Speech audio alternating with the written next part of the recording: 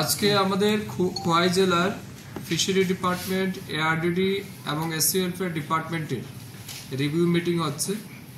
আমাদের আজকের এই রিভিউ মিটিংয়ের মূল উদ্দেশ্য হচ্ছে 2024 এবং 25 অর্থ বছরে এই 3 দপ্তরের যে সমস্ত স্কিম বা প্রজেক্ট আমরা হাতে নিয়েছিলাম, বাজেটে যেটা আমরা রেখেছিলাম তার কতটা অ্যাচিভমেন্ট আমাদের হয়েছে, কোন জায়গাতে ঘাটতি আছে, আমাদের সফলতা কি বিফলতা কি, এই সমস্ত বিষয়ের উপর আমরা আলোচনা করব।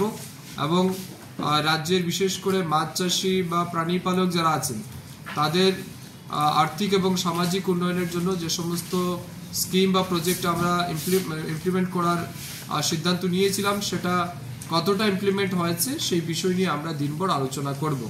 এর পাশাপাশি এসসি ওয়েলফেয়ার ডিপার্টমেন্টের মাধ্যমে বিশেষ করে এসসি কমিউনিটির জন্য যে সমস্ত সুযোগ সুবিধা রয়েছে সেগুলি কতটা মানুষের কাছে পৌঁছাচ্ছেন, ছাত্রছাত্রীরা কতটা উপকৃত হচ্ছেন, এই সমস্ত বিষয় নিয়েও আমাদের আলোচনা হবে। ধরে নিতে পারেন এটা আমাদের একটা রুটিন ওয়ার্ক। যদিও খোয়াই জেলায় আজকের এই রিভিউ মিটিং আমাদের অনেকটাই ডিলে হয়েছে, কারণ মধ্যে লোকসভা ইলেকশন ছিল, পঞ্চায়েত ইলেকশন ছিল, তারপর ফ্লাড, এই সমস্ত কিছুর কারণে আমাদের রিভিউ মিটিংটা যে টাইমের মধ্যে হওয়ার কথা তার থেকে কিছুটা বিলম্বে আমরা করছি। তবুও আমাদের এটা সারা রাজ্যব্যাপী আমরা করছি, তার অঙ্গ হিসেবে আজকে আমরা খোয়াই জেলাতে অংশগ্রহণ করছি।